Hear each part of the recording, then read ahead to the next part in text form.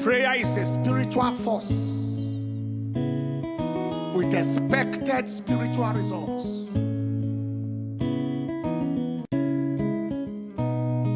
God sees the heart before he hears the voice. When you plan according to his budget, your plan is limitless.